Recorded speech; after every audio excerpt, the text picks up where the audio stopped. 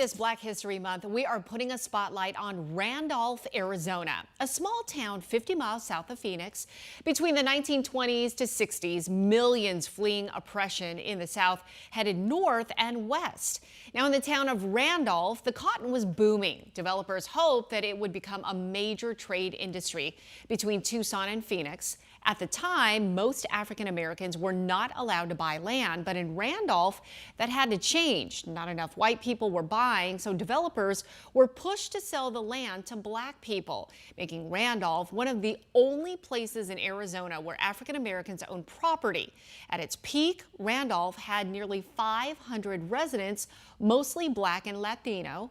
Whites lived west of Highway 87, blacks to the east. Eventually, the modernization of the cotton industry would replace workers in the field, and today Randolph remains unincorporated. There are no street lights, and all of the gas stations and stores closed downtown.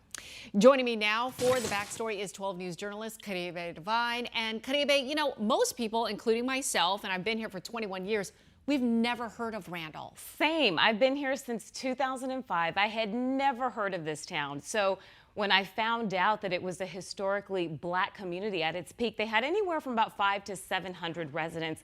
Most of them were black.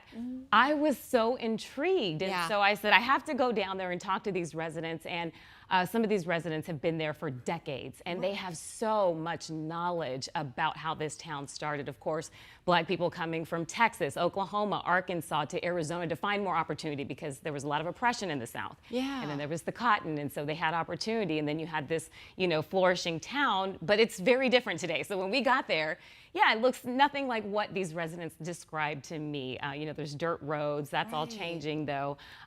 You know, no street lights or anything like that. No gas stations, no stores. But things are kind of turning around now. What you didn't hear in the part that you just read is that now they have this settlement from SRP. SRP was trying to expand their plant into their backyard. They fought it. And they ended up with a settlement, about $23 million. So this is going to go to pave the roads, a community center, scholarships for their residents. Wow, that's a lot. It is a lot, and it's important to them because now they can try to rebuild the city and preserve its black history and its importance and uniqueness in Arizona. So they're hoping that it'll become a federal designated historical landmark. And so that will bring with it some tourism aspects and some other things. So they're excited about this possibility. Yeah, rightfully so. I mean, they already have such a rich history, so let's keep that legacy going. Yes. All right, Caribe, thank you so much.